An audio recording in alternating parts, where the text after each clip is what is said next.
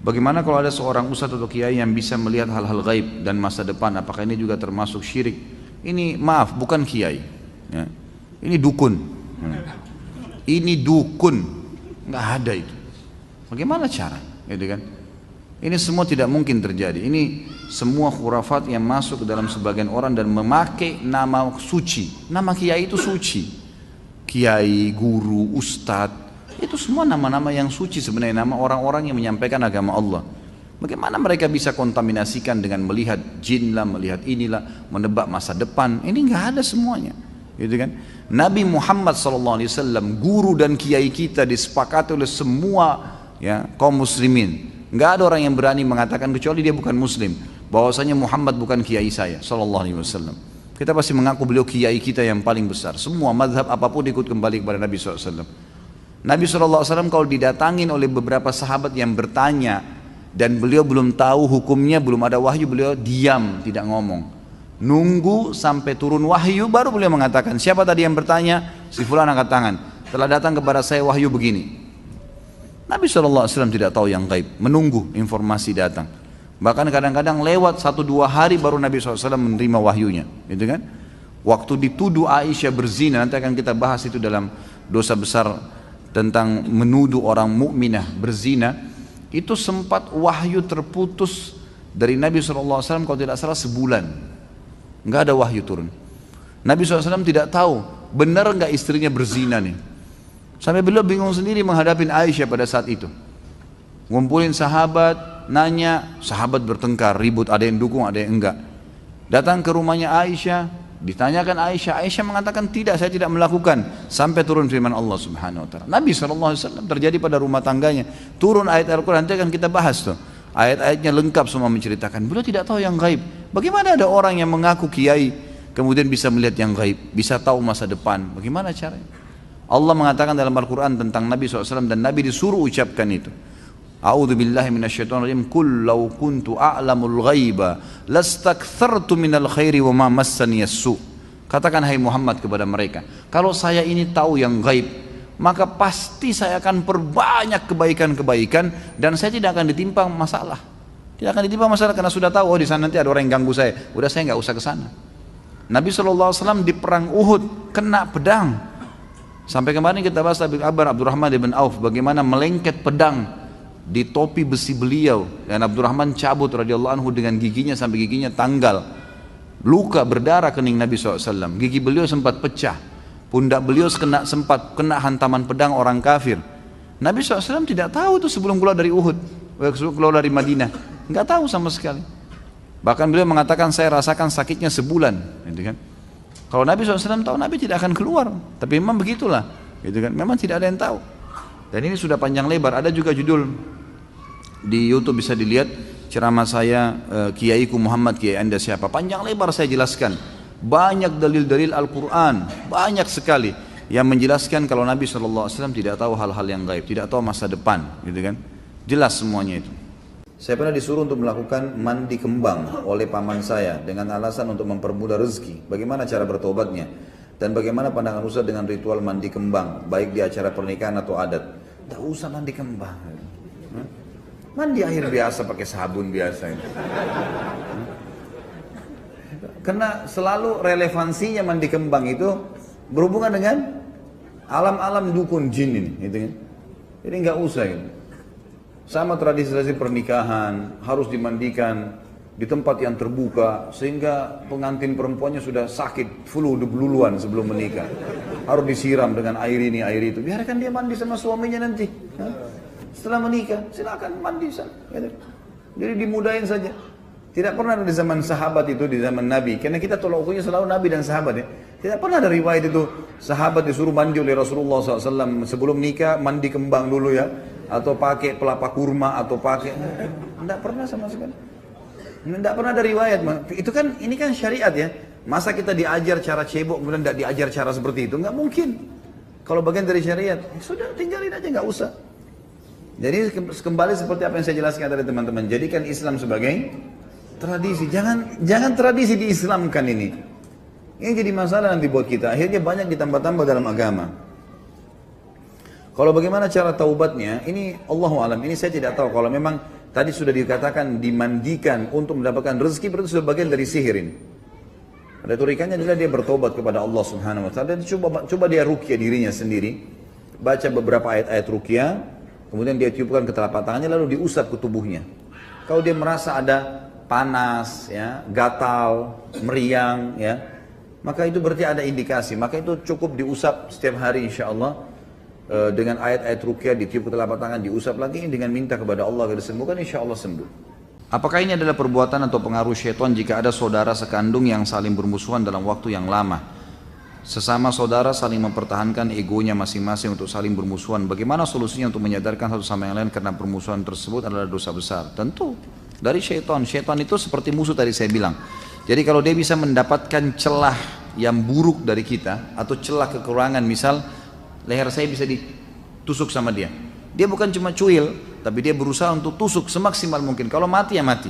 Artinya kalau rusak. Kalau enggak minimal kalau luka itu harus terus borok, harus terus luka. Jadi kalau kita terbiasa misalnya melakukan nonton gosip jam 8 pagi, maka syaitan buat itu indah supaya kita terus rutin kerjakan. Jadi lukanya borok terus, gitu kan? Sambil dia kerjakan amal soleh yang mungkin syaitan tidak bisa menggunanya di situ. Nah, jadi memang harus hati-hati. Kalau ada seorang ustadz atau kiai yang melakukan pengobatan kepada pasien dengan cara media transfer penyakit ke hewan, misal ayam, atau ada juga mengobati tanpa menyentuh pasien dengan sembuh, apakah itu termasuk sihir? Sihir semua ini. Ini jauh, bukan ustadz, bukan kiai ini. Ini dukun. Dari mana? Nabi SAW pernah nggak transfer penyakitnya sahabat ke unta, ke kambing? Nggak pernah. Dari mana ini? Itu makhluknya Allah. Dari mana kita zalimi dia? Gitu kan? Itu permainan syaitan. Syekh Abdul Razak hafizahullah pernah ditanya tentang masalah ini. Beliau salah satu pengajar di Masjid Nabawi, beliau mengatakan ini permainan syaitan semua. Jadi membuat kesannya penyakit itu kayak pindah ke orang ini. Bisa saja, dan yang paling sering terjadi, orang-orang yang sakit ini memang yang mendatangkan penyakit dia adalah syaitan itu, gitu kan? Syaitan bisa merekayasa keadaan seakan-akan tubuh orang itu bengkak, misalnya perutnya kembung, orang kalau kena santet, kena sihir, kepalanya benjol, ada darah, ada ini, ada itu, macam-macam. Nah, itu semua permainan syaitan yang masuk ke tubuhnya, mempermainkan. Kemudian nanti datanglah ke orang-orang ini, kemudian syaitan yang mengganggu dia, ini seperti sebuah marketing, ya. Kalau dalam manusia ini, nanti syaitan itu seakan-akan membisikkan dia atau menyampaikan ke orang lain, padahal dia sudah buat masalah di tubuhnya manusia ini, untuk datang ke orang-orang yang tadi bisa mengobati penyakit. Dia juga punya pelihara banyak sekali syaitan-syaitan nih. Syaitan ini negosiasi nih. Ini ada orang nih, saya buat penyakit, kamu kasih apa saya sebagai imbalnya, gitu kan? Lalu kemudian dia datanglah ke situ. Lalu kemudian seakan-akan penyakit itu dilempar ke ayam, gitu kan? Seakan-akan. Dan sihir kita harus tahu ya, Allah sebutkan dalam Al-Quran, mengubah sesuatu depan mata sehingga berubah dari bentuk aslinya atau bergerak, padahal dia sebenarnya tidak bergerak. Seperti itulah. Itu permainan syaitan semua, tidak ada. Makanya caranya pasti seperti orang tenaga dalam tuh, memindahkan, mendorong, ini semua dengan menggunakan sama, sihir semuanya. Ustaz, apakah ada riwayat bagaimana bangsa jin mempelajari Al-Quran pada saat Al-Quran diturunkan kepada Rasulullah SAW? Mohon didoakan Ustaz, istri saya sedang sakit, ada kista di belakang otaknya, mohon doa agar Allah SWT mengangkat penyakitnya tanpa tersisa. Allahumma amin. Semoga Allah SWT mengangkat penyakit istri antum dan semua istrinya muslimin yang sedang bermasalah, semua juga laki-laki muslim tentunya yang sedang sakit, semoga Allah sembuhkan. Dan yang perlu diketahui bahwasanya semua fenomena dunia ini, dari sakit, dari susah, cobaan, itu warna kehidupan. Insya Allah Allah SWT tentu memberikan kita cara-cara ikhtiar, selain berobat juga kita berdoa. Dan mudah-mudahan insya Allah doa ini termasuk ikhtiar kita untuk mendoakan agar bisa sembuh. Tapi yang penting insya Allah ini cuma sifatnya duniawi. Sebentar menuju ke akhirat habis semuanya. Orang yang lumpuh kata ulama nanti di akhirat dibangkitkan sempurna. Orang yang sakit akan sehat. Semuanya laki-laki akan sama postur tubuhnya, semua perempuan akan sama postur tubuhnya. Ya insya Allah ini hanya dunia akan dilaluin.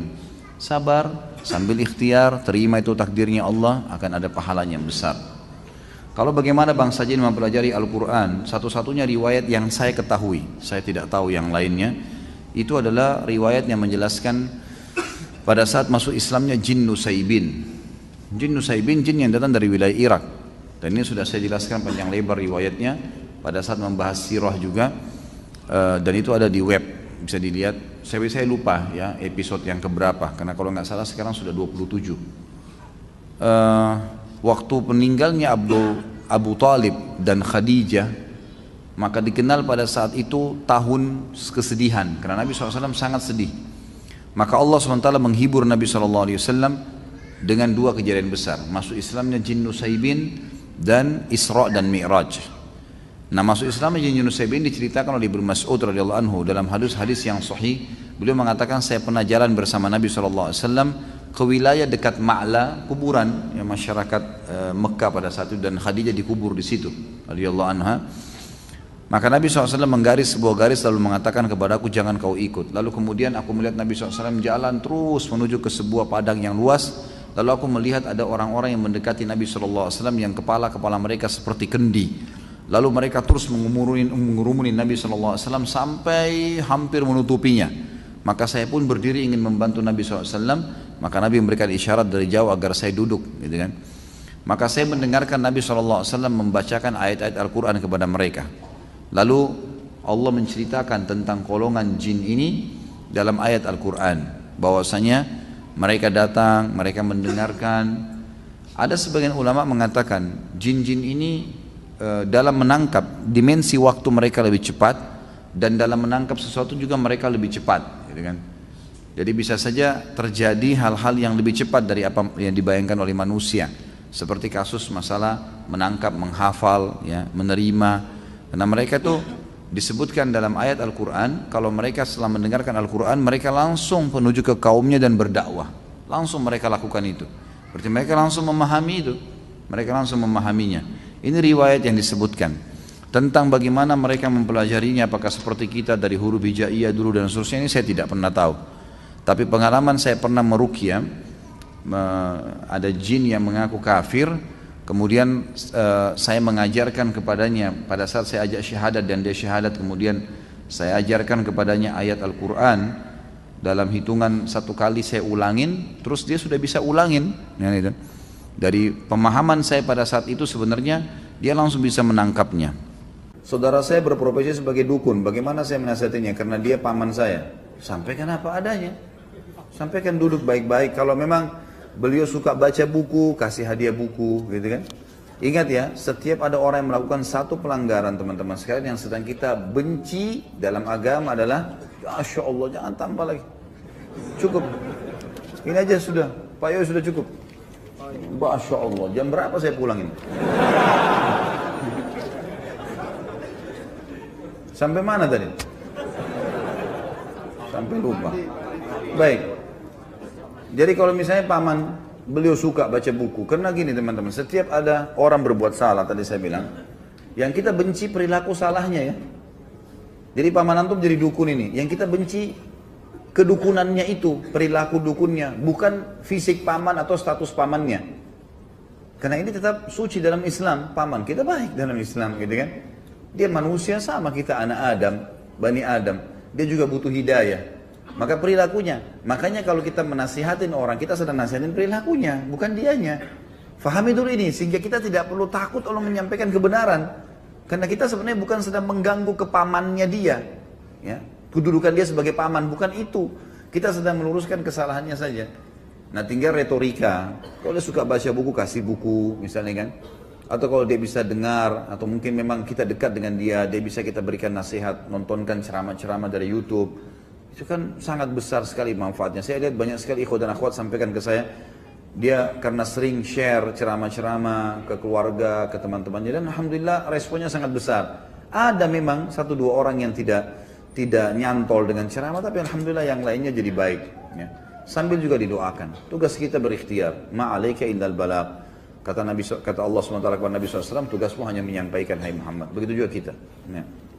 Saya pernah diajak oleh orang tua mendatangi dukun, lalu saya di punggungnya seolah ditulis tulisan Arab dan saya disuruh mandi. Apakah saya sudah terkena sihir? Lalu bagaimana ruqyah yang harus saya lakukan untuk sembuh? Iya, sudah kena sihir. Sudah kena sihir. Caranya saya ajarkan kemarin, membaca, minggu lalu kita sudah ajarin caranya membaca Al-Fatihah, Al-Ikhlas, Al-Falaq, An-Nas, ayat kursi, Al-Kafirun, 6 ayat dasar, kemudian Anda tiup ke telapak tangan lalu usap di tempat yang pernah diukir itu. Kalau tiba-tiba sendawa, merinding, berarti itu ada masalah sihir, gitu kan? Masalah sihir, dan bisa lebih jauh konsultasi sama teman-teman ustadz yang saya sudah kasih nomornya kemarin. Kalau belum catat nanti bisa datang kepada saya selesai ini ya. Saya mau tanya tentang pesugihan, apakah bisa dibatalkan perjanjian pesugihan tersebut Pak Ustadz? Tentu saja bisa. Batalkan, semuanya batalkan. Dengan bertobat kepada Allah Subhanahu wa taala dan mengatakan saya batalkan semua yang berhubungan dengan apapun, ya, bertobat kepada Allah Subhanahu wa taala. Kalau ada sesuatu yang dipegang, disimpan, dimusnahkan. Harus segera, jangan ditunda, gitu kan? Tidak boleh dibiarkan ini. Bagaimana solusi untuk menghentikan kebudayaan yang bertentangan dengan syariat? Saudara saya ini dua pertanyaan ya. Tentu teman-teman sekalian, semenjak Anda atau Antum sudah belajar agama Islam, apalagi ikut kajian-kajian sunnah yang insya Allah kita usahakan murni kembali kepada wahyu Al-Quran dan sunnah, ada dalilnya kita kerjakan, tidak ada kita tinggalkan teman-teman sekalian, maka sudah harus difahami bahwa tradisi dan kebudayaan seorang muslim adalah Islam itu sendiri. Islam itu sendiri. Mulai sekarang jadikan Islam sebagai budaya antum, sebagai tradisi antum. Makannya makan Islam, pakaiannya pakaian Islam, pernikahannya pernikahan Islam, semua Islam. Yang bertolak belakang dengan Islam, kebiasaan suku saya kalau lagi acara telanjang pakai kain daun-daun saja nari-nari, tinggalkan. Tidak bisa. Jangan dibilang ini budaya kita. Ya ini hati-hati, tidak bisa dikatakan. Dan tidak, apa gunanya kita pertahankan? Kita pamerkan pada dunia, oh kalau di Indonesia ada orang yang telanjang, kan tidak mungkin. Ya, secara rasional saja gitu kan. Artinya bukan saya suruh hapus dan tanpa pertimbangan, tidak. Karena ini jauh lebih baik. Seorang muslim harus jadikan Islam sebagai tradisi dan kebudayaannya. Makanya setelah Jazirah Arab dan para sahabat masuk Islam, semua tradisi jahiliyah ditinggalkan. Semuanya. Nggak ada lagi bagi mereka kecuali Islam itu sendiri. Jadikan Islam sebagai tradisi, jangan tradisi diislamkan. Ini yang bahaya nih. Tradisi sukunya ditarik supaya jadi diislamisasikan. Nggak bisa ini teman-teman sekalian. Nggak mungkin ketemu, gitu kan? Baju adat yang jelas-jelas pamer aurat misalnya lalu dikatakan ini bisa diislamisasikan, nggak bisa. Susah. Gimana caranya? Nggak mungkin ketemu kan? Setelah Islam datang teman-teman memang sudah berubah semua. Subhanallah. Cuma Islam saja. Nggak ada lagi yang lain. Antum tidak butuh yang lain sudah. Jadikan Islam sebagai tradisi yang paling tepat. Apakah ketika membaca doa keluar rumah tidak diganggu syaitan, tapi ketika perjalanan bisa berbuat dosa juga? Bisa, maksudnya tidak diganggu oleh syaitan di sini, tidak dibuat keburukan buat dia. Tapi kalau dia mau berbuat dosa, apakah dia bisa berbuat dosa? Ini butuh rincian. Yang jelas Allah Subhanahu wa taala dengan doa itu akan menahan dia secara fitrahnya sebagai manusia. Seperti misalnya gini, kita coba berdoa kepada Allah, ya Allah bangunkan saya malam hari. Ya itu. Bangun nggak nanti malam? Bangun, pasti kaget. Tinggal orang itu mau sholat atau tidak. Kalau ada orang tidur lagi, berarti kan dia sendiri yang langgar itu ya. Tadi dia berdoa keluar minta agar dia selamatkan dari syaitan. Allah sudah selamatkan. Setiap dia mau buat dosa Allah tahan. Ada halangan-halangannya.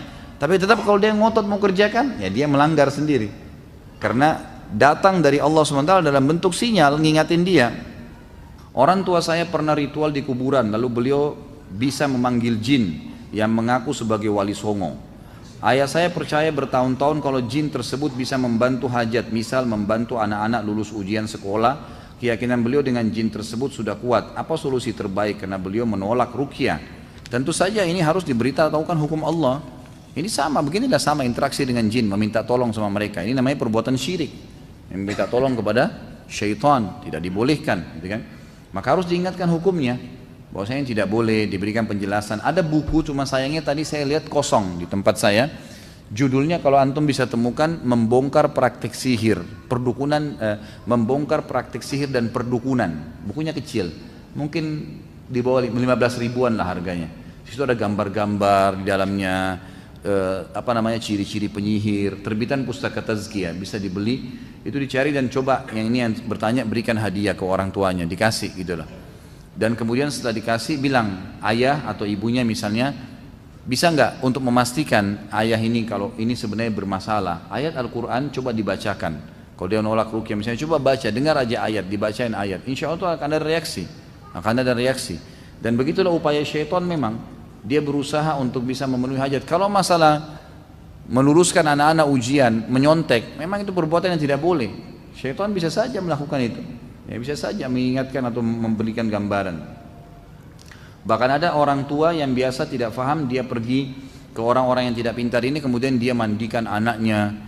Pernah ada salah satu kameramen yang ngambil shootingan judul ceramah, waktu itu saya ceramah di Trans TV masalah sihir beberapa tahun yang lalu ya. Ternyata kameramennya ini pada saat saya bahas masalah sihir, dia merasa nggak enak. Dengan bahasan saja sudah nggak enak, merasa nggak nyaman, merasa panas, merasa nggak enak. Kenapa ya Ustadz, saya kok gelisah waktu Ustadz bacain tadi, ada beberapa contoh-contoh ayat, saya sudah nggak enak. Terus saya tanya, Anda pernah ke dukun, Anda pernah ini? Nggak pernah Ustaz. Tapi pernah belajar tenaga dalam? Nggak pernah. Semua nggak pernah, gitu kan? Terus saya pandu ke salah satu teman saya, ada peruqyah, saya bilang coba ke Ustadz ini deh, coba konsultasi, coba ruqyah dulu. Nah setelah diruqyah di sana, gitu kan? Setelah diruqyah baru ternyata terbukti, ya, dia ini kakeknya pernah mewariskan ke dia. Kayak tadi lah mentransfer tenaga dalam dan semuanya. Nah itu pernah terjadi karena ternyata kesepakatan antara kakek dia dengan setan-setan ini, kalau ini akan turun-temurun, cucunya pun si setan ini akan diwariskan kepada cucunya si manusia ini. Allahu a'lam. Apakah mendatangi dukun urut juga tidak dibenarkan? Saya pernah mengalami patah tulang dan berobat melalui dukun urut. Bagaimana hukum pengobatannya karena proses penyembuhannya tidak dapat diterima akal sehat? Apakah ada sihir di dalamnya? Ini sama juga butuh rincian tadi saya. Ada orang murni alami, seperti misalnya orang olahraga tiba-tiba kejang betisnya, lalu kemudian diurut sembuh, bisa terjadi kan? Refleksi bisa terjadi. Orang sakit kepala diurut sembuh, ya, itu insya Allah tidak ada masalah. Tergantung ini dia pakai apa nih. Kayak tadi misalnya, alangkah baiknya kalau memang ada teman-teman yang langganan dengan tukang-tukang urut, biasanya gitu ada yang dipanggil ke rumah, gitu kan? Ya mungkin sesama jenis laki-laki sama laki-laki, mungkin bapak-bapak teman-teman ikhwah capek lalu ada langganannya, boleh ditanya. Muslim ya misalnya, terus kemudian ditanya bagaimana ini, apa ini sebenarnya yang dilakukan ini, urut apa? Oh ini refleksi Pak, murni gini. Ada gunakan jin? Enggak ada. Ya sudah, alhamdulillah. Kita tanya, enggak masalah.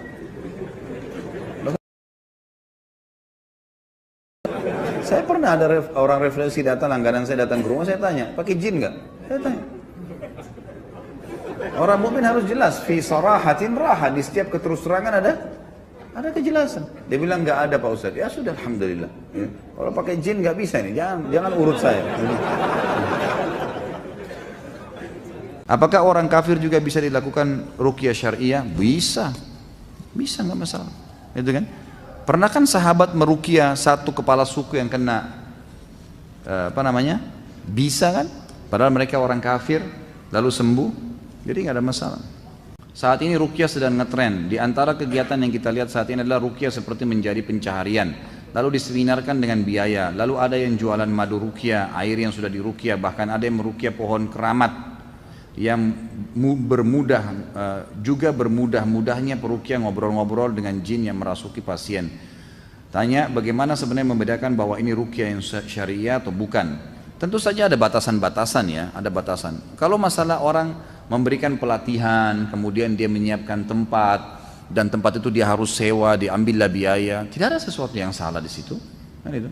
Orang mengadakan seminar, dia sewa tempat, dia berikan biaya untuk peserta yang masuk, tidak ada yang haram di situ. Kalau ini, poin ini ya, masalah ada bayaran. Dan juga bolehnya dalam Islam, orang yang membantu kita, itu kita berikan jasa, atau menentukan jasa. Ingat hadis Bukhari, ada beberapa sahabat yang melewati satu suku yang kepala sukunya dikena sengatan kalajengking gitu kan. Tadinya sahabat-sahabat Nabi ini minta untuk diberikan makanan dan diberikan tempat untuk nginap, tapi mereka nolak. Akhirnya para sahabat nginap di luar perkampungan itu, ditutup pintu gerbangnya. Ternyata malam itu dengan hikmah Allah kena sengatan. Lalu kemudian Nabi SAW lalu kemudian mereka kena sengatan, lalu diobatin tidak bisa, makin parah di malam itu juga.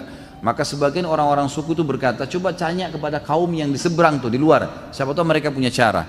Maka sahabat Nabi, salah satu pimpinan kelompok itu mengatakan pada saat itu, Saya akan mengobatinya dengan Al-Fatih, tapi dengan syarat mereka memberikan kami tempat untuk nginap. Ada balasan imbal kan? Maka disetujui. Maka sahabat ini pun membaca Al-Fatih dan meniupkan ke lukanya, dan akhirnya racun tersebut atau sengatan itu sembuh, gitu kan? Maka ini dalil yang sangat jelas bolehnya mengambil sesuatu imbalan. Guru mengajar, dosen, bolehkah dapat uang dari pengajarannya? Boleh saja, gitu kan? Tidak ada masalah, gitu kan? Jadi ini tidak ada hubungannya dengan masalah itu. Kalau masalah metode ruqyah memang ada yang boleh, ada yang tidak boleh, gitu kan? Termasuk dianjurkan untuk tidak banyak komunikasi dengan jin. Nggak perlu komunikasi dengan jin. Karena jin itu kalau sudah mulai orangnya kesurupan dan banyak bicara, pastikan jinnya sudah kesakitan tuh. Nah, banyak cara-cara jin menipu manusia. Kadang-kadang dia bilang bacaan kamu tidak benar, atau dia menyanyi, ya, atau dia sengaja mengatakan saya kuat, menunjukkan seakan-akan dia kuat. Nggak usah peduli dengan itu, bacain aja terus ayat, gitu kan. Yang satu-satunya kata ulama bolehnya kita berbicara dengan jin itu kalau memang dia berbicara, gitu kan. Biasanya kalau dibacain terus ayat nanti dia ngoceh tuh, dia sampein saya cuma disuruh sama fulan, dia bicara karena sudah kesakitan. Nah, pada saat itu boleh kita menangkap informasi, gitu kan. Atau dia mengatakan buhulnya ada di sini, gitu. Itu lain. Ada sebagian ulama juga yang mengatakan kalau memang jin itu bisa diajak untuk Islam, kamu masuk Islam, kamu agama apa, cuma sebatas itu saja, karena jin pun berhak untuk didakwahin, maka ada yang membolehkan, tidak semua ulama. Tapi kalau ngobrol-ngobrol sama jin untuk apa? Tidak usah ngobrol-ngobrol, memang harus dihukum, diusir, gitu kan. Jadi khusus untuk masalah itu ngobrol-ngobrol itu tidak perlu. Tidak perlu. Kalau ada orang kesurupan kemudian dibacain ayat, kepanasan, atau dia pura-pura nyanyi, ya, subhanallah, saya kemarin pas ke Makassar Idul Adha, yang kita pas libur di sini, waktu ngurus kurbannya jemaah, sempat ada satu murid saya, sudah lama saya nggak ketemu, sekarang masya Allah jadi imam masjid di salah satu masjid. Kemudian dia rupanya jadi peruqyah, saya nggak tahu. Sambil ngobrol-ngobrol ini saya sampaikan masalah seperti ini, dan dia kaget waktu dia tahu ternyata jin itu bisa menipu manusia, bisa menipu peruqyah, gitu kan. Nah, biasa dia begitu, bacaan kamu salah, saya lebih pintar baca daripada kamu. Kadang-kadang begitu, atau kadang-kadang nyanyi, kadang-kadang saya kuat, percuma kau baca, untuk mendaunkan semangatnya peruqyah. Jangan peduli, nggak usah peduli. Baca sebentar lagi itu sudah teriak dia nanti, kepanasan, bahkan bisa hancur dengan izin Allah. Bagaimana menyikapi pawang hujan? Ini dukun, nyihir. Jangan dipanggil. Taruh telur di belakang rumah, taruh keris, taruh segala supaya nggak hujan. Jinnya yang jaga rumah itu. Untuk apa? Ada acara hujan, biarin hujan, akhi. Rahmat dari Allah. Kenapa? Pasang tenda, gitu kan. Masuk dalam ruangan. Kalau lebat sekali hujan, tunda hari lain. Jangan dipanggil. Pawang hujan ini dukun. Nggak boleh sama sekali. Haram dalam Islam. Walaupun mereka pakai bacaan-bacaan Al-Quran, ya, jangan dipercaya. Paling sedikit itu tanam telur di belakang rumah, taruh apalah batu kerikil sekian banyak dan segala macam khurafat semuanya. Saya pernah melihat cahaya kebiruan, bentuknya seperti pernah melintas di depan saya tepat saat maghrib. Menurut orang cahaya itu adalah santet. Sebenarnya cahaya itu apa, Ustaz? Allahu a'lam. Saya nggak tahu cahaya apa itu. Tapi kalau lihat sesuatu yang membuat kita takut atau ragu, bacalah a'udzubillahi minasyaitonirrajim. Mungkin, Allahu a'lam, mungkin santet, mungkin apa. Tapi yang jelas, kalau tadi saya sudah sebutkan perlindungannya, kalau Anda jaga, insya Allah akan terlindungi. Saya punya saudara, dia di setiap malam atau momen tertentu seringkali kesurupan arwah bapaknya. Kemudian dalam keadaan tersebut, ia berwasiat kepada keluarga, anak cucunya, bagaimana hukumnya ini. Ya, bagaimana cara untuk meluruskan di keluarga. Subhanallah, belum ditanya saya sudah ceritain dari contoh, ya. Dia sudah terjawab insya Allah. Fenomena batu akik semakin marak. Apalagi saat ini sedang demam batu sojol, gitu. Yang konon mempunyai kekuatan menambah kekuatan orang yang memakainya dan mencuci tangan dengan air rendaman batu tersebut. Bagaimana menasihati orang tersebut? Apalagi yang punya pemikiran tersebut adalah orang tua kita sendiri. Ini nggak boleh semua. Dari mana batu bisa memberikan sesuatu itu? Kalau ditanya hukum memakai cincin dalam Islam boleh nggak? Boleh. Nabi SAW menggunakannya. Tapi Nabi SAW menggunakan di jari kelingkingnya dan sebelah kanan. Kalau orang muslim laki-laki menggunakannya karena niat Nabi pakai, sunnah boleh. Tapi tidak pernah ada riwayat menjelaskan Nabi meniup-niupi ayat di situ di cincinnya. Nabi tidak pernah tiupin ayat. Para sahabat banyak pakai cincin, tidak pernah ada riwayat menjelaskan meniup-niup bacaan tertentu di cincinnya, nggak dipakai sebagai hiasan. Itu saja. Jangan dibumbu-bumbuhin nih. Kita ini paling ahli membumbui ya. Luar biasa nih di Indonesia bumbu-bumbu ini. Jadi harus dijauhi ini membumbui ini. Tidak perlu, gitu kan? Tidak perlu. Batu ini bisa direndam. Saya ketemu dengan satu orang pengusaha waktu itu di Makassar, kemudian dia bilang sama saya, Ustadz, ada baru nih, saya bayar 8 juta beli. Apa ini? Ini dia. Dia kasih lihat sama dia, seperti kristal gitu. Nih, ini katanya Ustadz direndam di air, diminum nanti aura tubuh kita keluar. Saya langsung bilang taruh di sini, ini buhul, hancurin. 8 juta Ustadz, hancurin. Siapa suruh beli?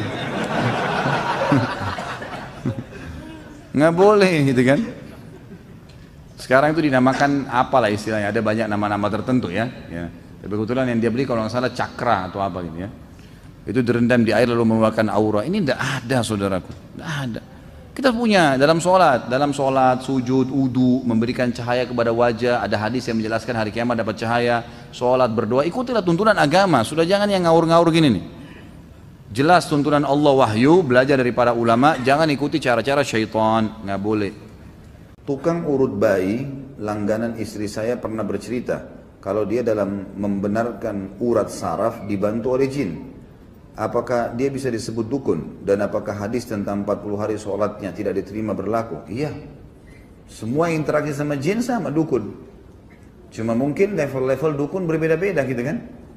Mungkin ada yang lebih banyak menggunakan jin. Jadi di alam dukun ini teman-teman sekalian, dalam penyihir ini, makin dia mengabdi sama iblis, naudzubillah, maka makin banyak pengikutnya atau pasukannya dari jin atau syaitan yang membantu dia.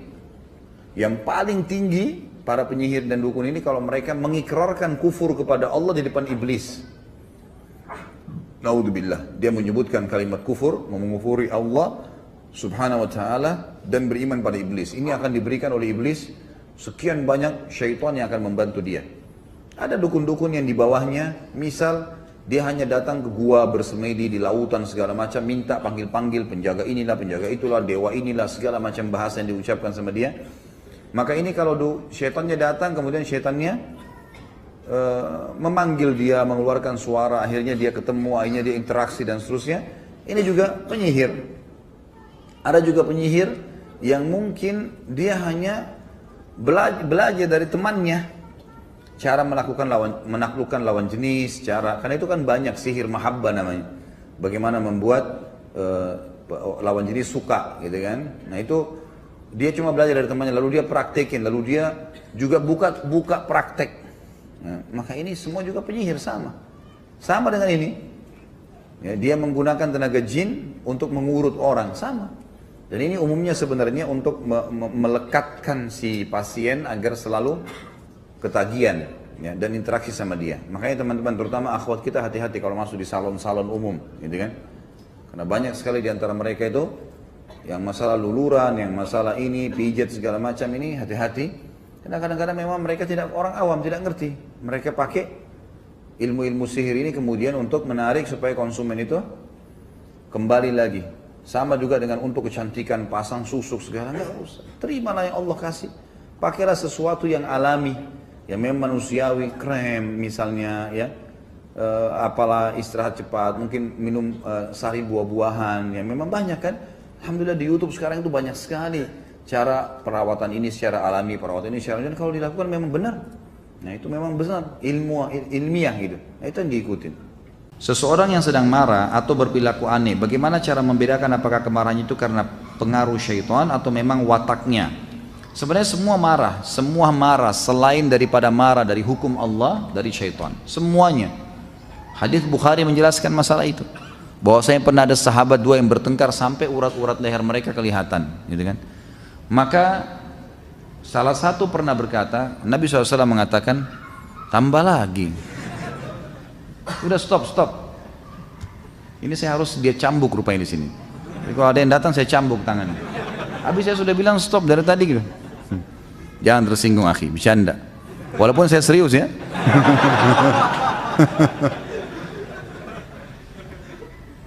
Sampai mana tadi? Hah? Cambuk. Hah? Sampai mana tadi? Lupa? Sama-sama lupa. Baik.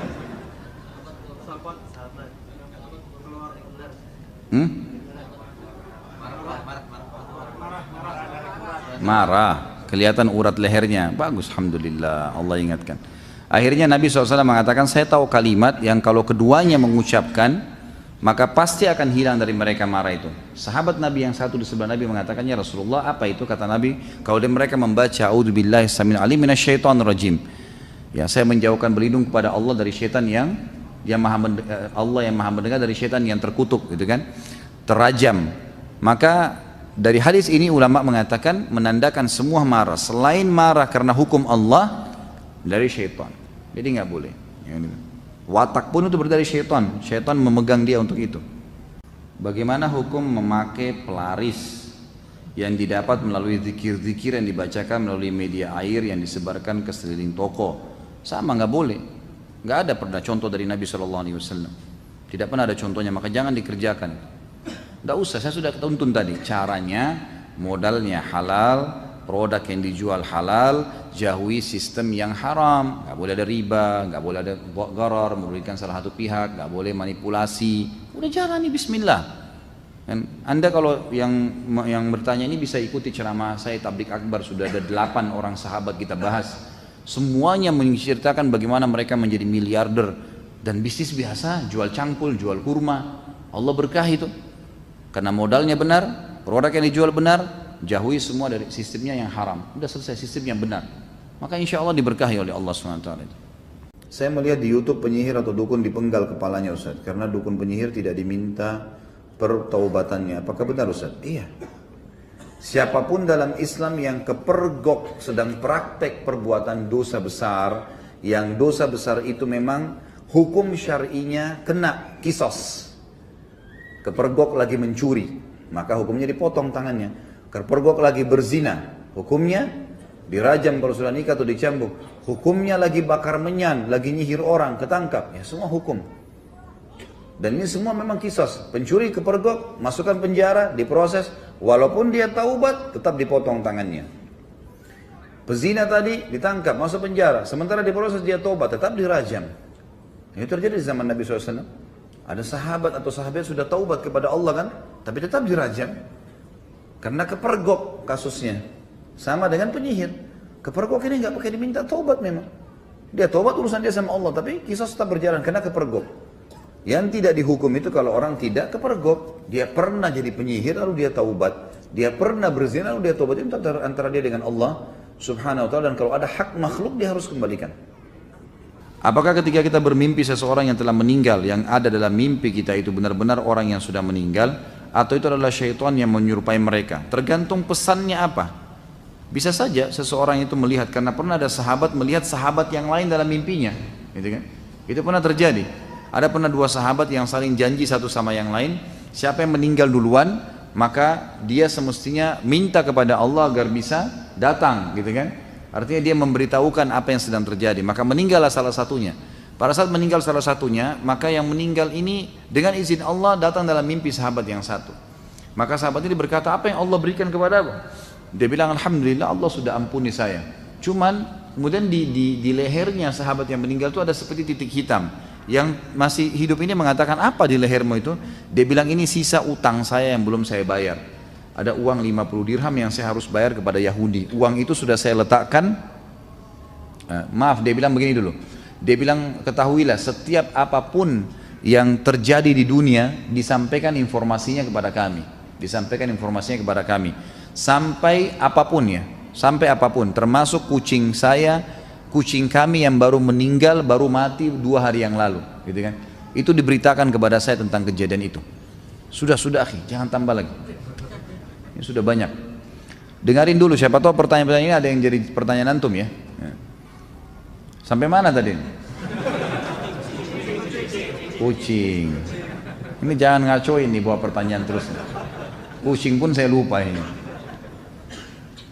Akhirnya dia bilang ada utang saya dan saya sudah siapkan 50 dirham itu di rumah saya, di bawah sebuah tempat di dekat pintu rumah saya, di bawah tanah, ditutup sama batu, angkatlah dan bayarkan utang saya. Dia pun keesok paginya temannya ini datang ke rumahnya lalu bertanya kepada istrinya, apakah sesuatu yang terjadi di rumah kalian? Kata istrinya, nggak ada. Istri yang sudah meninggal, istri yang laki-laki sudah meninggal. Dia bilang nggak ada, hanya saja kucing kami meninggal 2 hari yang lalu, mati.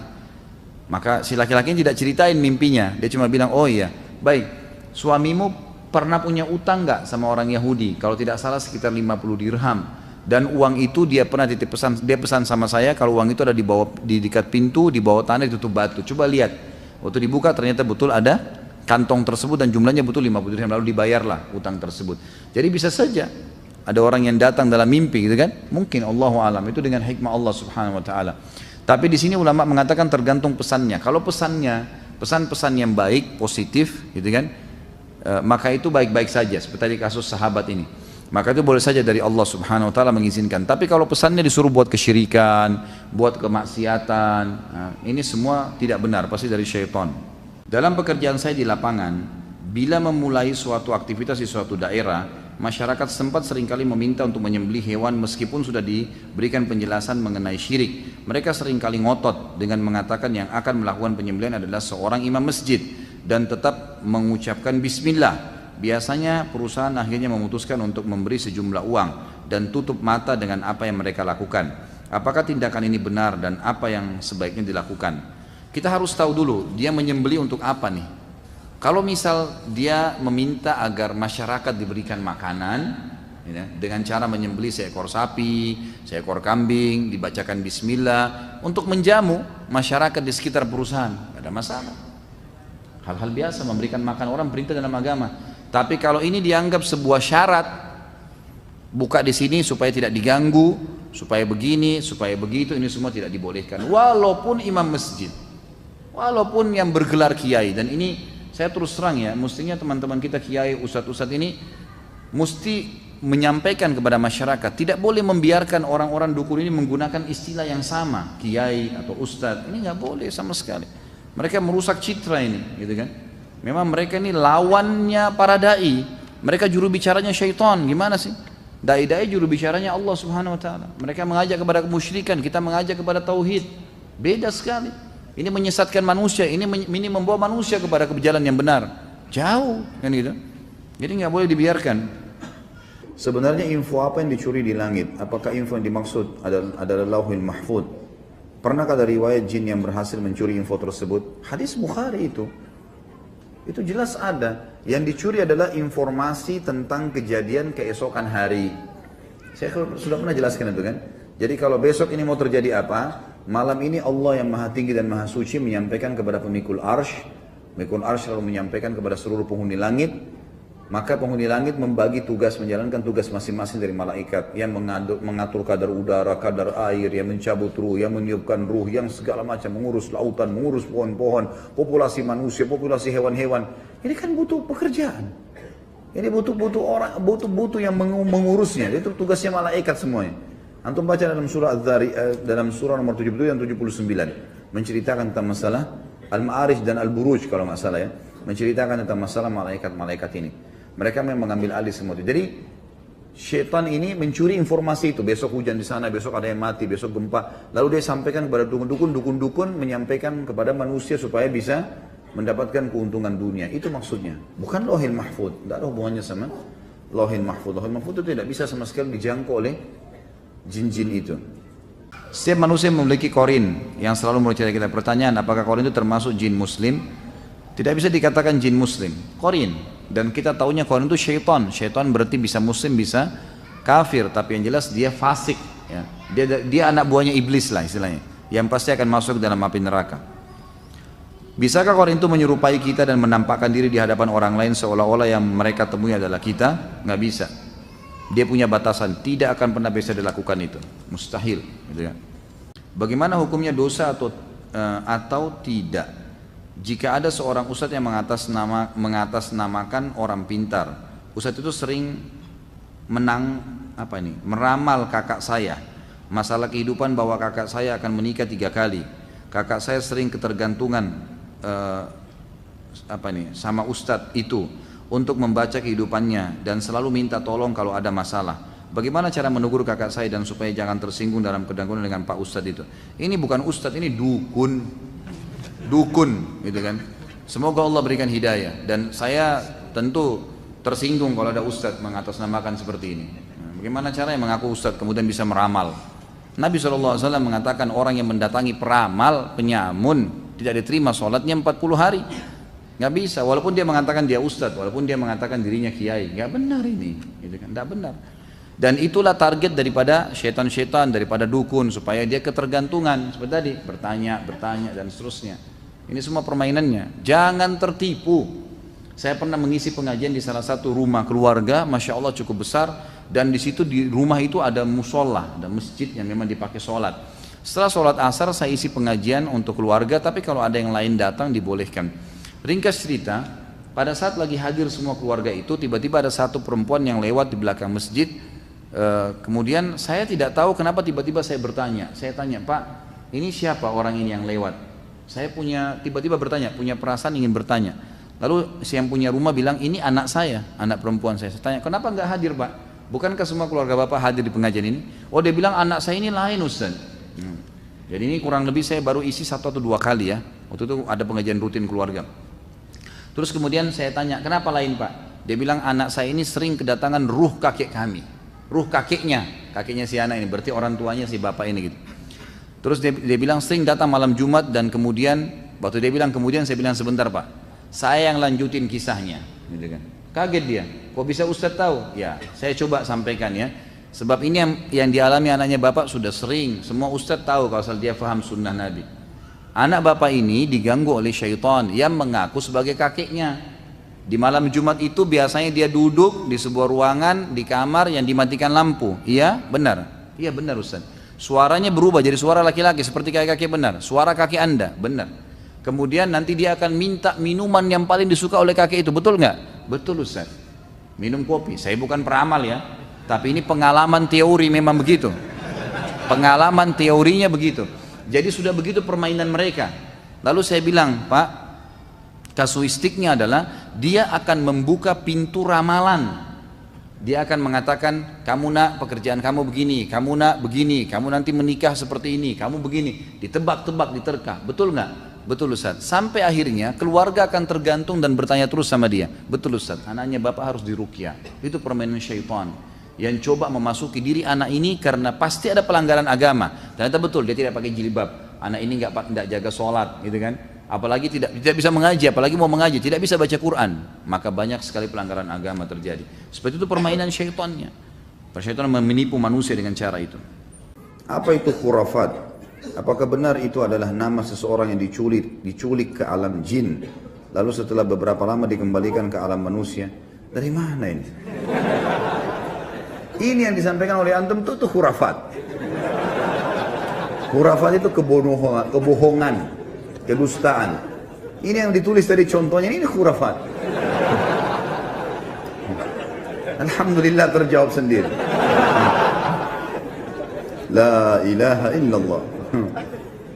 Apakah ada orang yang bisa melihat wujud jin di televisi sering ditontonkan kiai, ada yang ditutup matanya terus melukis di kain kanvas. Terkadang juga diperlihatkan cahaya yang terbang, kemudian menjadi batu mustika. Ini semua khurafat, permainan syaitan semua ini. Ini yang menyesatkan manusia. Jadi minimal supaya Anda akan percaya, oh ada. Dan sering dibuat acara-acara yang seakan-akan dengan syaitan itu menakutkan. Akhirnya menjadi takut, tambah jadilah syaitan itu, gitu kan. Jadi tinggalkan menonton semua yang horor, semua yang cerita fiktif. Nggak ada gunanya, tinggalkan. Akhi dan ukhti tinggalkan. Tutup tuh televisi di rumah. Nggak mati, nggak buta mata kita kalau dimatiin TV-nya kan. Nggak putus tangannya, malah lebih tenang. Coba deh, yang sering nonton TV coba berhenti 2 hari aja. Biar tangannya gatal, tahan. Jangan dibuka udah. Buat apa Ustaz? Sibukin, baca Quran, dengar radio, ceramah, putar. Ceramah-ceramah di YouTube dengar. Pasti waswas syaitan kuat, lawan. Coba terapkan seminggu, 2 minggu, nanti lama-lama kita akan melihat itu semua memang betul sesuatu yang baik untuk kita lakukan. Jadi tinggalkan memang, tidak boleh lagi. Karena itu hanya merusak akidah saja ya. Apakah santet itu ada? Ada santet. Ada, ilmu sihir itu bagian daripada ilmu sihir, gitu kan? Ada, saya sudah sebutkan tadi, dia masuk dari bagian dari 4 jenis sihir tadi yang saya bilang. Ada memang. Dan itu memang permainan-permainan syaitan, permainan syaitan. Jadi jangan terpengaruh dengan kalau dikatakan jin muslim lah, saya sudah bilang tadi ya, masuk dalam kategori syaitan jin yang fasik. Siapa tuh jin yang fasik? Jin yang muslim tapi masih berbuat dosa. Kan itu. Sama dengan manusia yang fasik. Jadi itu masih masuk dalam kategori syaitan. Ulama masukkan dia sama dengan jin yang kafir. Mereka syaitan. Jadi tidak ada istilahnya memelihara jin. Pernah nggak dengarkan riwayat Nabi SAW punya jin? Maksudnya Nabi lebih berhak dong, gitu kan? Itu tidak benar semuanya. Kalau emang benar ya Nabi sudah pelihara jin, seluruh jin malah tunduk dengan beliau, gitu kan? Tapi nggak pernah. Bahkan pernah Nabi SAW mengatakan dalam hadis Bukhari, pas selesai sholat beliau mengatakan, tadi waktu lagi sholat ada syaitan yang berusaha mengganggu saya. Ini syaitan bodoh ini. Dia nggak tahu kalau ini Nabi. Kata Nabi SAW, dia berusaha mengganggu saya, lalu saya mencekiknya, menangkapnya. Nabi tangkap dengan hikmah Allah SWT. Lalu kemudian saya tiba-tiba teringat permintaan saudaraku Sulaiman yang berkata kepada Allah, ya Allah karuniakanlah saya kerajaan yang tidak layak untuk orang sesudah saya. Kalau tidak karena kalimat itu saya akan ikat dia di pohon di Madinah agar anak-anak kecil Madinah mempermainkannya. Jadi memang ada interaksi sama syaitan, itu ada. Mereka menggoda, mereka ini dan seterusnya. Bagaimana hukum konsultasi dengan ustadz yang sering memberikan terapi dengan ayat Al-Quran yang ditulis dan direndam dalam air dan sejenisnya, membuatkan ayat Al-Quran dan disimpan dalam dompet? Tidak pernah Nabi SAW ajarkan ini. Saya mau tanya teman-teman, pernah antum temukan riwayat Nabi SAW suruh para sahabat waktu mau perang Uhud, perang Badar, tulis-tulis ayat di baju, tempel supaya kebal? Banyak orang Islam lakukan itu. Tulis ayat-ayat dianggap itu bisa kebal. Kalau itu baik pasti sudah didahului kita oleh para sahabat. Mereka berperang, manusiawi, bertakbir, bertasbih. Mati ya mati syahid kan gitu. Ini tidak perlu semuanya teman-teman sekalian ya. Tidak perlu. Ayat-ayat Al-Quran di zaman Nabi SAW ada, ditulis di lapak kurma, ya kan? Ada, tapi tidak pernah dicelupkan ke dalam gelas, dalam air gitu. Yang ada, kalau dalam metode ruqyah memang ayat Al-Quran dibacakan ke dalam air lalu ditiupkan, itu ada. Itu memang ada, tapi kalau kayak gini dikatakan tadi kertas dicelupkan di dalam air atau potongan ayat Al-Quran ditaruh dalam dompet, ini tidak pernah ada anjuran. Al-Quran itu bukan ditaruh di dompet. Baca, dibaca, bukan ditaruh di dompet. Atau Al-Quran kecil sekali tidak jelas apakah itu benar Al-Quran atau tidak. Lalu digantung-gantung di leher, ini tidak pernah ada contoh gitu kan. Tapi kalau tetap ada orang mengotot lakukan, ya hak dia, silahkan. Daripada nanti dikira saya lagi nyerang, gitu kan. Ya silahkan lakukan semaunya deh, gitu kan. Saya mengingatkan apa yang saya tahu, lebih baik dijauhi. Karena ini tidak pernah ada contoh dari baginda Nabi SAW. Dan Alhamdulillah Islam sudah jelas. Rasulullah SAW sudah jelaskan semua, maka tidak perlu kita tambah dan kurangi. Apakah termasuk sihir orang yang mencari pesugihan dengan memelihara tuyul dan babi ngepet? Sebenarnya ada nggak si Ato? Ya, hanya cerita sinetron saja. Allahu alam, saya tidak pernah berinteraksi sama tuyul dan babi ngepet ini. Tapi semua bisa terjadi. Namanya kuntilanak lah, apalah, pocong lah, semua itu istilah. Istilah bagi syaitan-syaitan yang dipakai oleh dukun-dukun. Di Indonesia, mungkin di negara Arab ada lagi istilah yang lain ya. Kenapa hanya ada di Indonesia ya? Mungkin karena itu bahasa kita. Itulah yang diwaris-wariskan satu sama yang lain. Saya pernah menemukan kasus kurang lebih seperti ini Ustaz. Seseorang ingin mendapatkan ilmu kebal, kesaktian, maka oleh gurunya ditransfer tenaga dalam dan diberikan jin muslim sebagai pendamping. Lalu untuk mempertahankan kesaksiannya, guru tersebut menginformasikan bahwasanya dia harus sholat 5 waktu, puasa sunnah Senin Kamis tidak boleh tinggal, dan ibadah-ibadah lainnya. Sang guru mengklaim bahwasanya ilmu putih lawan dari ilmu hitam. Pertanyaan, apakah ini masuk dalam ilmu sihir?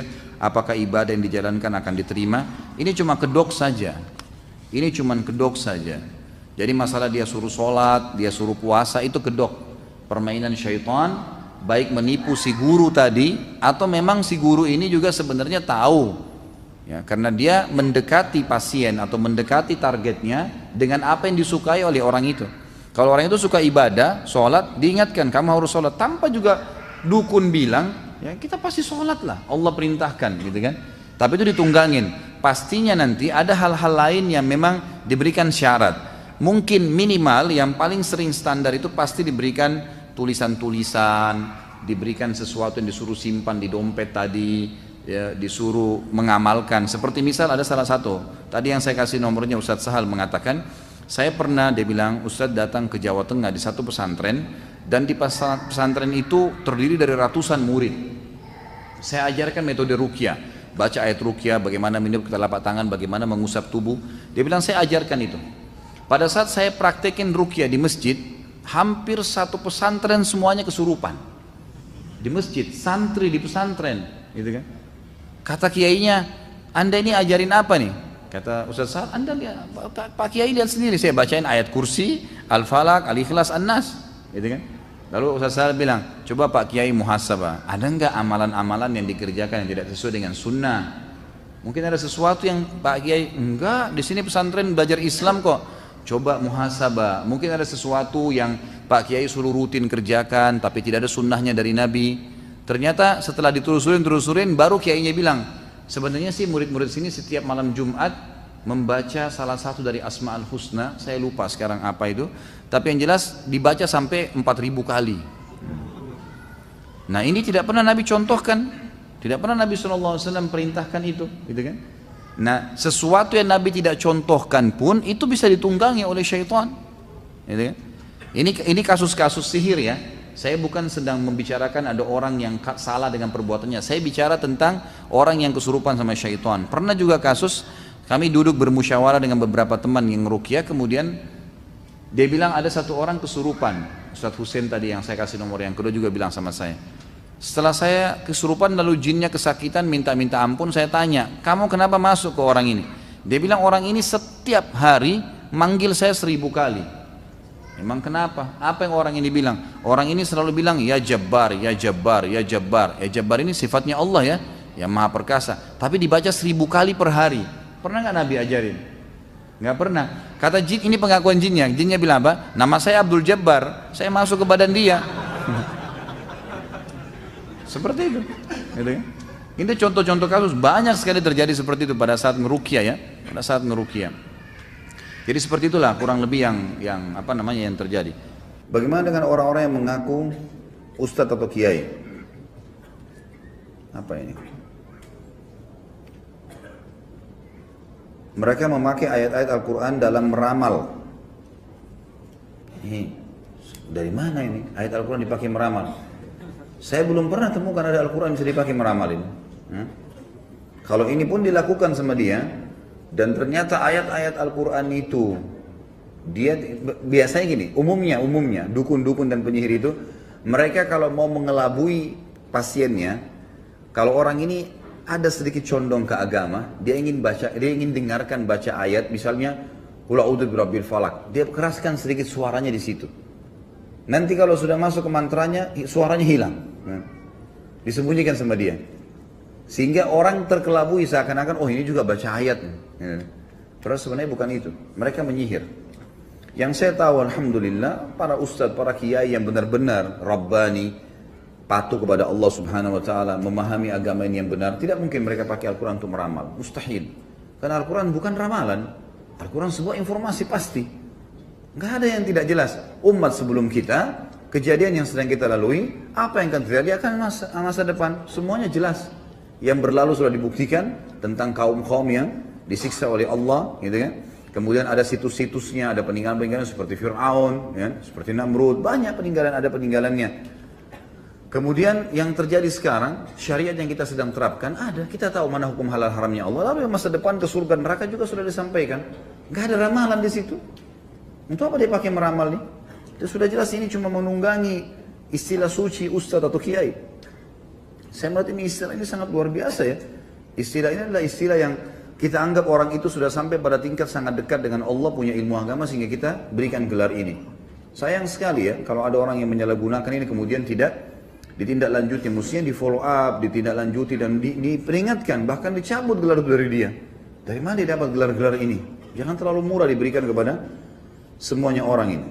Jadi Allah alam yang saya tahu tidak mungkin. Kalau dia betul-betul ustadz atau kiai yang benar, dia tidak mungkin jadikan Al-Quran sebagai alat ramalannya.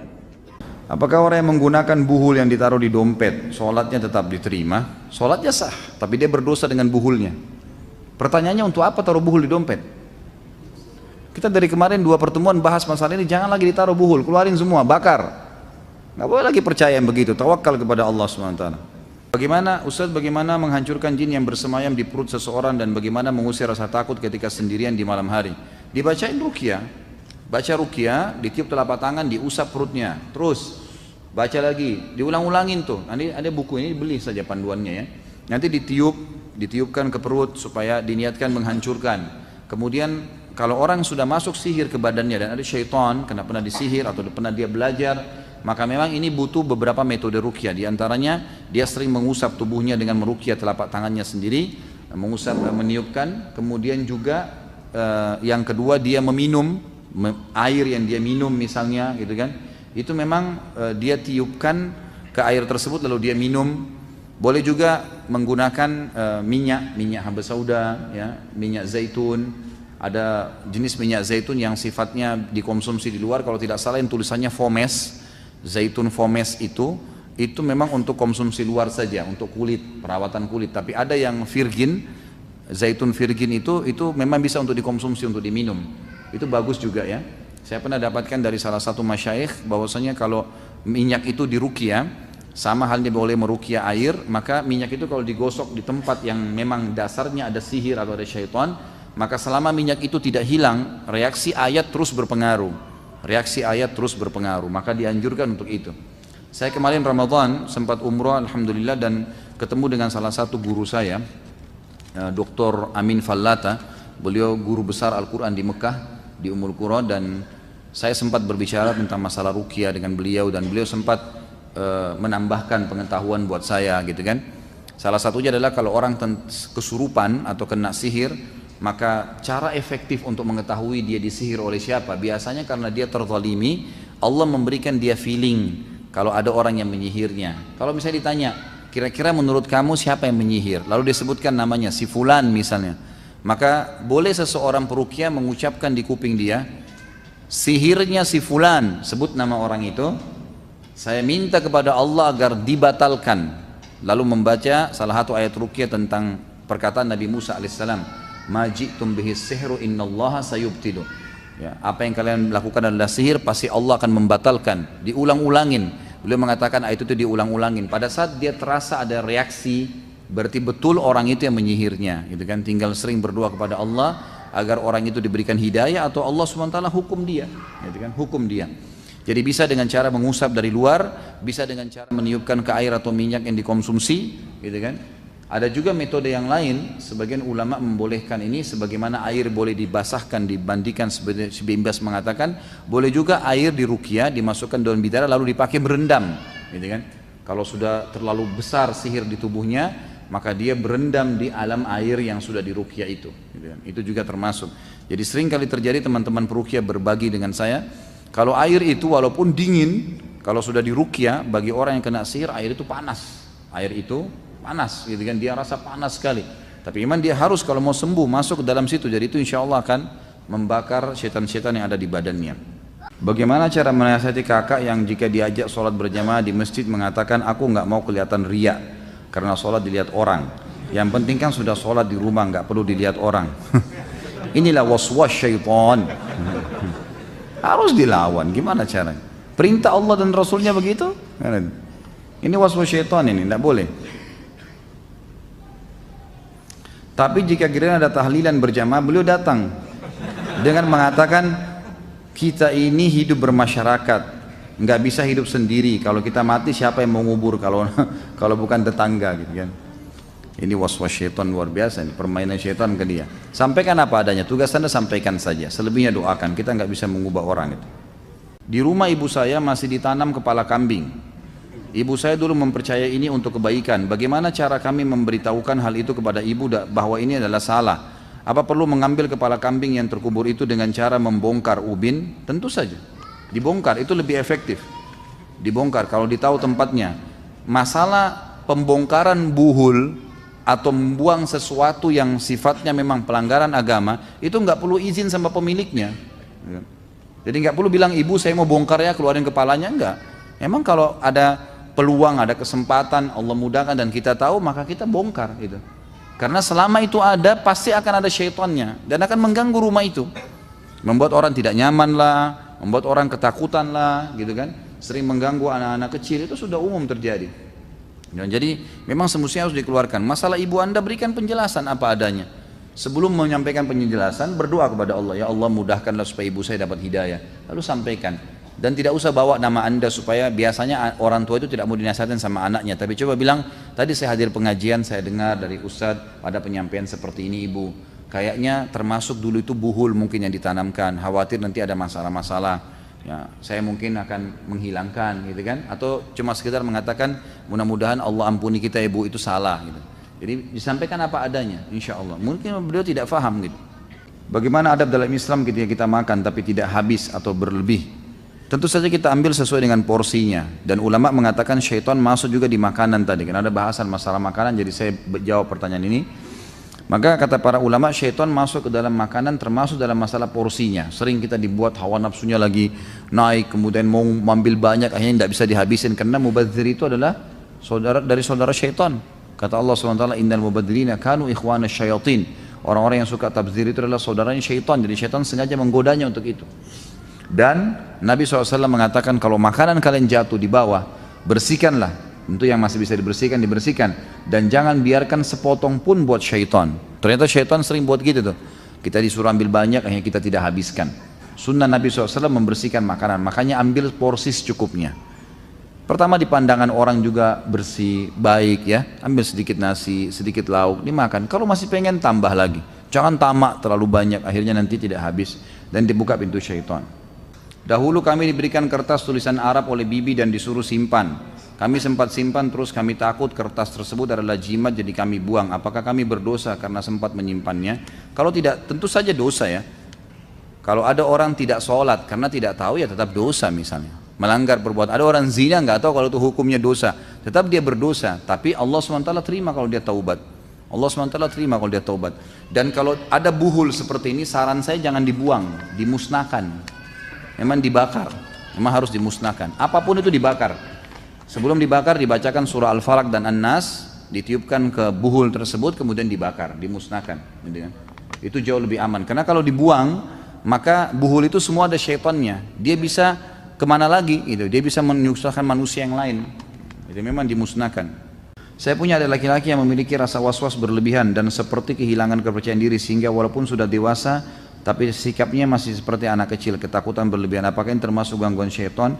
Karena berlangsung sudah cukup lama, lebih dari 3 bulan. Tentu saja, ini dari syaitan itu. Dia harus diberikan. Jadi gini, bukan berarti orang kalau kena gangguan sihir atau gangguan syaitan spontan diruqyah langsung ya. Jadi saya sudah sepakat dengan teman-teman peruqyah yang kenal saya tentunya, tidak semua. Saya bukan ketua mereka. Tapi saya kadang-kadang kalau diminta saran, diskusi, maka saya sampaikan. Jadi sebelum meruqyah itu harus ada diagnosa dulu, tanya dulu. Bisa saja mungkin itu penyakit kejiwaannya dia memang, hanya karena dia was-was, hanya karena memang. Jadi umumnya lah seperti syaitan menggoda, itu masih gampang, tinggal ditepis dengan membangun kepercayaan dirinya.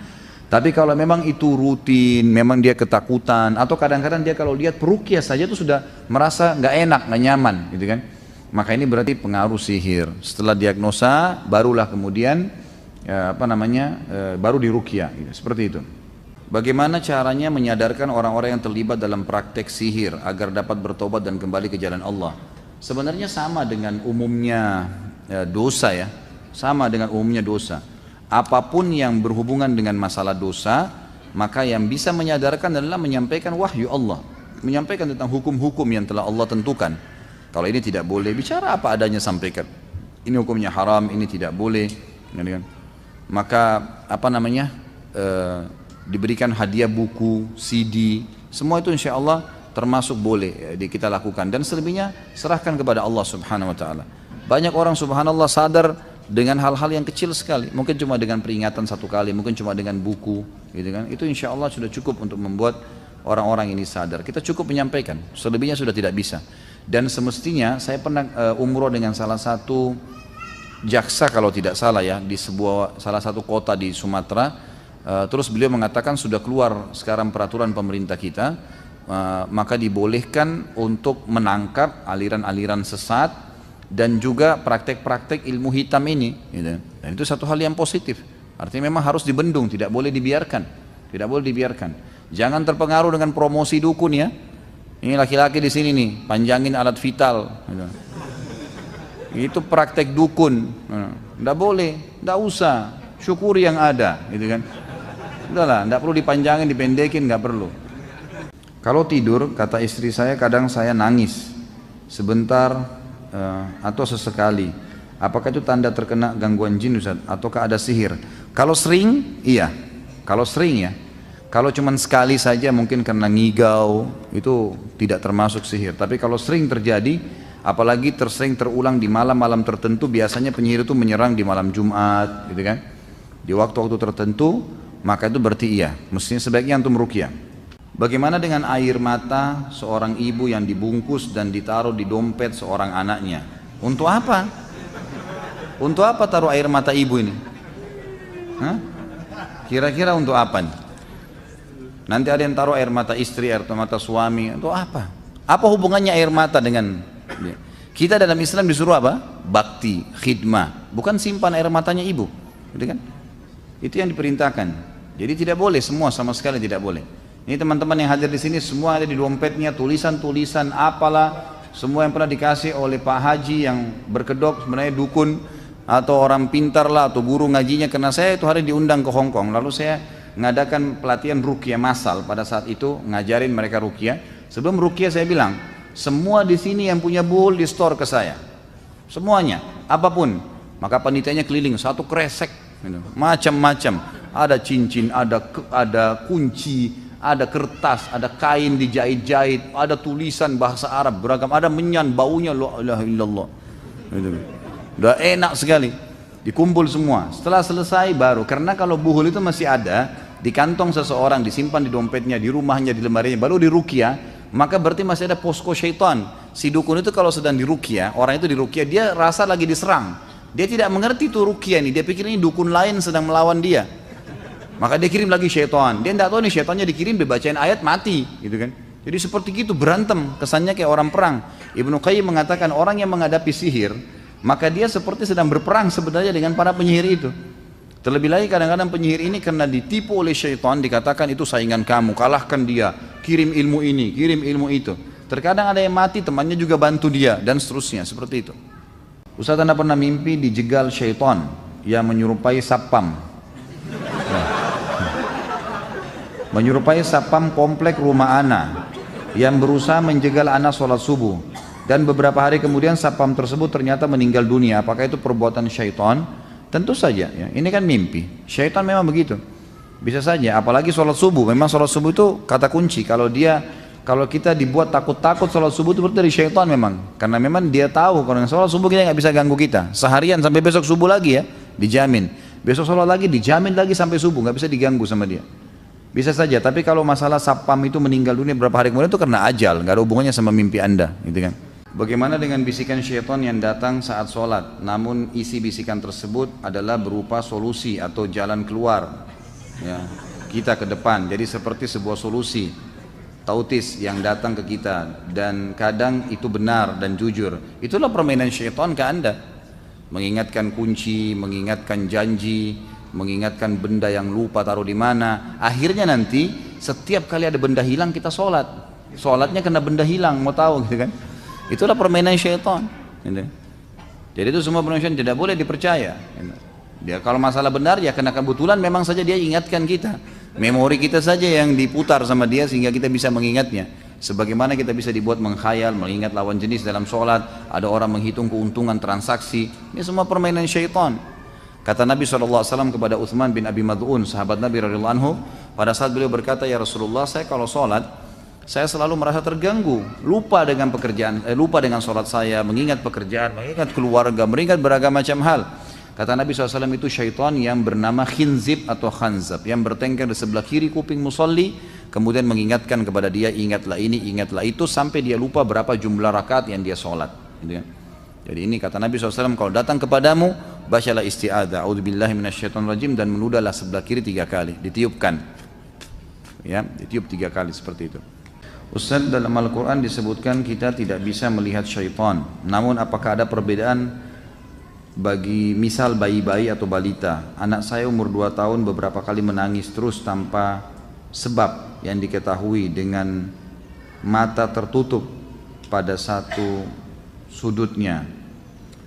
Kalau yang saya tahu tidak ada, mereka tidak lihat insya Allah, tidak lihat ya. Tapi mereka bisa menakut-nakuti. Ada sebagian ya, sebagian dari teman-teman peruqyah mengatakan mungkin bukan mustahil mereka juga dilihat, tapi yang kita tahu dalil-dalil umum itu menjelaskan tidak ada yang dilihat. Jadi manusia itu tidak akan melihatnya karena Allah sudah mengatakan kecuali memang dasarnya orang tuanya membuka pintu itu. Misal orang tuanya memang dasarnya mewariskan syaitan itu, kan gitu, turun temurun dia memandikan anaknya. Saya tahu ada keluhan dari satu bapak sudah tua, subhanallah. Semoga Allah selesaikan masalah beliau. Mengeluh dengan saya, dia bilang ibu saya ini sudah sangat tua, tapi perilakunya perilaku yang sangat buruk, udah jauh dari agama, nggak masuk di akal, sudah tua tapi masih macam-macam gitu. Saya bilang mungkin dan tidak mau ibadah, dinasihatin tidak mau dengar. Saya bilang mungkin harusnya ya diruqyah pak. Dia bilang mungkin, tapi memang dia pernah mengatakan kalian tenang-tenang aja kepada anak-anaknya, saya sudah urus kalian semua, sudah pernah dimandikan, sudah pernah diberikan macam-macam ilmu, dan syaratnya rupanya si ibu ini walaupun sudah tua harus berusaha untuk kelihatan centil, nakal, suka berusaha untuk punya zina dan seterusnya. Bahkan tidak jarang ada syarat dukun-dukun itu, dia kalau berzina itu makin kuat ilmu sihirnya, gitu kan? Nah cara-cara seperti ini yang sering ada ya terjadi, dan itu ya karena diberikan syarat oleh syaitan, oleh dukunnya. Tapi kalau melihat saya tidak pernah menemukan dalil masalah itu, termasuk anak-anak ya, jadi tinggal dibacakan saja insya Allah. Apakah benar jin nanti ada yang masuk surga? Apakah nanti kita bisa bersama saudara mukmin kita dari golongan selain manusia? Yang saya tahu iya, jin-jin beriman itu akan masuk ke dalam surga. Kalau tidak, maka tidak ada makna daripada ayat firman Allah Subhanahu wa taala, "Wa ma khalaqtul jinna wal insa illa liya'budun." Saya tidak ciptakan jin dan manusia kecuali untuk menyembah kepadaku. Tidak akan ada makna daripada surah jin yang menjelaskan tentang adanya jin-jin yang beriman, dan mereka beriman pada risalah Musa, mereka beriman pada risalah Isa, pada risalah Nabi Muhammad SAW. Jadi memang ada dan mereka masuk surga. Tapi apakah nanti kita akan ketemu di surga? Allahu a'lam. Yang saya tahu adalah dalil yang umum menyampaikan kalau ahli surga bisa saling ketemu. Tapi dalam hadis ini disebutkan orang-orang yang saling kenal di dunia memang. Umumnya manusia, misal sama adiknya, sama kakaknya, sama temannya, dia ingin ketemu. Dalam sebuah riwayat dijelaskan, dia tinggal memohon kepada Allah Subhanahu wa taala, Allah akan mengantarkan dia ke istana orang yang sedang jadi target, gitu kan. Ini yang ada manusia, tapi apakah interaksi sama jin saya tidak tahu, belum pernah saya temukan dalilnya.